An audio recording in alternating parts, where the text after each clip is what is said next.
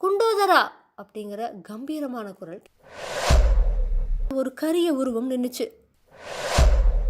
யுத்தம் செஞ்ச 2 பேருமே ஒரு கணம் ஸ்தம்பித்து நின்னாங்க. நான் சொல்றது காதுல விழுதா? அந்த பனைமரத்தை தாண்டி ஒரு குதிரை அதிவேகமா போயிட்டு இருந்துச்சு. கன நேரம் ஜொலித்து உலகத்தை ஜோதி வெள்ளத்துல மூழ்கி வித்த மின்னலுடைய ஒளியில புத்த பிக்ஷு ஏரிக்கரையில நின்று கைகளை தூக்கி பேய் சிரிப்பு சிரிச்ச காட்சியை பார்த்ததும் கொஞ்ச நேரம் குண்டோதரன் பீதியினால கைகால்களை அசைக்க முடியாதவனா மரத்தோடு மரமா நின்னான். அதுக்கப்புறமா ஒரு வாரம் மனசை திடப்படுத்திட்டு சேத்துல தட்டு தடுமாறி கரை மேல நடந்தான். கரையை பிழந்துட்டு தண்ணீரோடைய இடத்தை நோக்கி உத்தேசமா அவன் நடந்தப்ப மறுபடியும் கண்ணை பறிக்கிற மின்னல் ஒன்று மின்னுச்சு. அதோட ஒளியில வெட்டப்பட்டிருந்த கால்வாய் முன்னால பார்த்ததை காட்டிலும் அகன்றிருப்பதையும் தண்ணீர் முன்னை விட வேகமா கரையை பிழந்து கொண்டு போவதையும் குண்டோதரன் பார்த்தான். புத்த பிக்ஷு நின்ன இடத்துல அவரை காணல. ஆனா மண்வெட்டி மட்டும் கிடந்த இடத்துலயே கிடந்துச்சு. உடனே குண்டோதரனோட மனசுல கொஞ்சம் தைரியம் உண்டாச்சு. கால்வாயை ஒரே தாண்டி அப்பால குதிச்சா. அந்த கரையில கிடந்த மண்வெட்டியை கையினால தடவி எடுத்துட்டு அவசரமா மண்ணை சரிச்சு வாய்க்காலில் தள்ள தொடங்கினான். அப்படி தள்ளிட்டு இருக்கிறப்பவே, ஆஹா, இது வீண் பிரயத்தனம் போல இருக்கே அப்படிங்கிற எண்ணம் அவனுடைய மனசுல தோணுச்சு.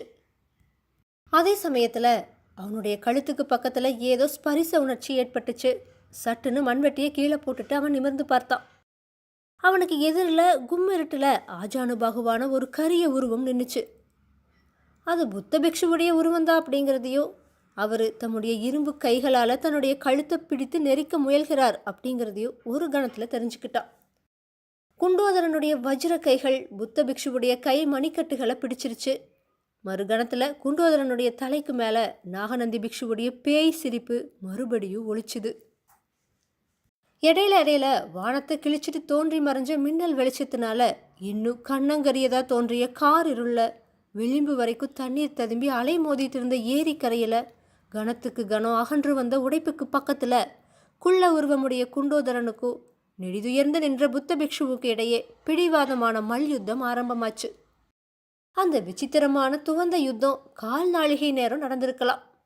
அப்ப கரையில மோதிய ஏரி அலைகளுடைய ஓங்கிற சத்தம், கரையை பிளந்துட்டு அப்பால விழுந்த பிரவாகத்துடைய ஹோங்கிற சத்தம், வர வர வழுத்து கொண்டிருந்த சோங்கிற மழை சத்தம், விற்றுன்னு அடிச்ச புயல் காற்றுல மரங்கள் பிசாசுகளை போல ஆடிய மர்ம சத்தம், இந்த மாதிரியான 4 பேரொலிகளையும் அடக்கிட்டு குண்டோதரா குண்டோதரா அப்படிங்கிற கம்பீரமான குரல் கேட்டுச்சு. யுத்தம் செஞ்ச 2 பேருமே ஒரு கணம் ஸ்தம்பித்து நின்னாங்க. ஆனா அவங்களோட கைப்பிடி மட்டும் நழுவல. அது யாரோட குரல் அப்படின்னு குண்டோதரன் யோசிச்சான்.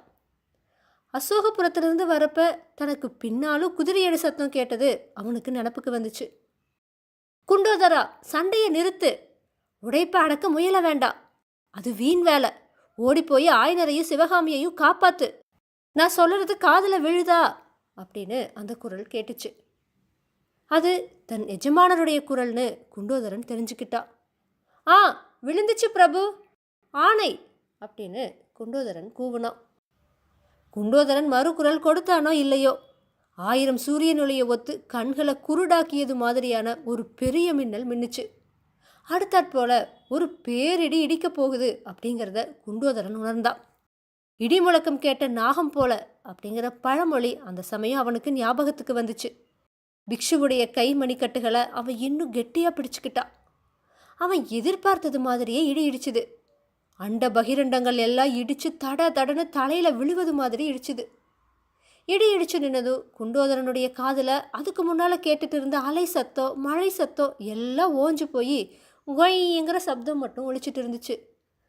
ஐயோ, காது செவிடா போச்சா என்ன அப்படின்னு குண்டோதரன் ஒரு கணம் நினைச்சா.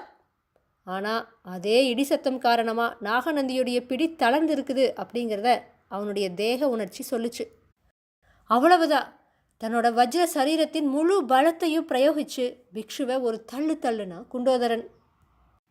ஏரிக்கரையோட அந்த புறத்துல பிக்ஷு உருண்டு போய் கீழே உடைப்பு தண்ணீர் பிச்சுட்டு இருந்து பள்ளத்துல தொப்புன விழுந்ததை குண்டோதரன் பார்த்தான்.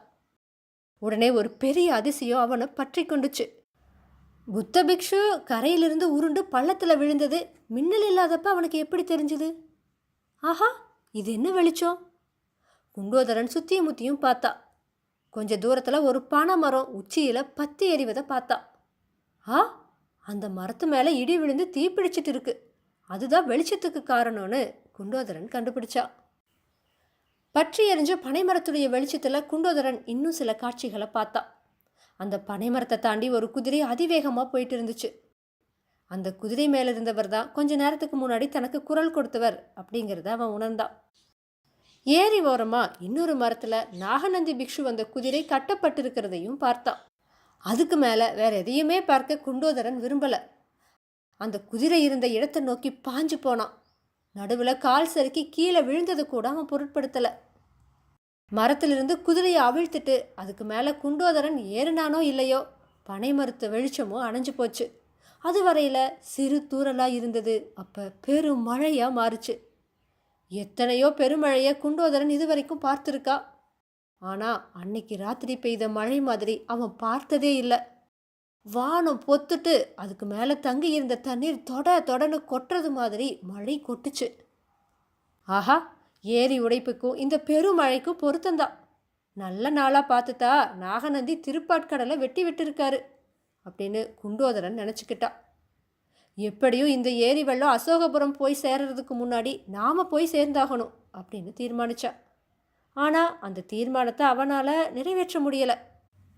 அந்த இருளிலும் மழையிலும் குண்டோதரன் வழியை கண்டுபிடிச்சு குதிரையை நடத்திட்டு அசோகபுரம் போய் சேர்றதுக்கு வெகு நேரத்துக்கு முன்னாலேயே ஏரிக்கரை நெடுந்தூரம் உடச்சிக்கிட்டு வெள்ளம் பிரளயமாக ஓடத் தொடங்கி அசோகபுரத்தையும் அடைஞ்சிருச்சு.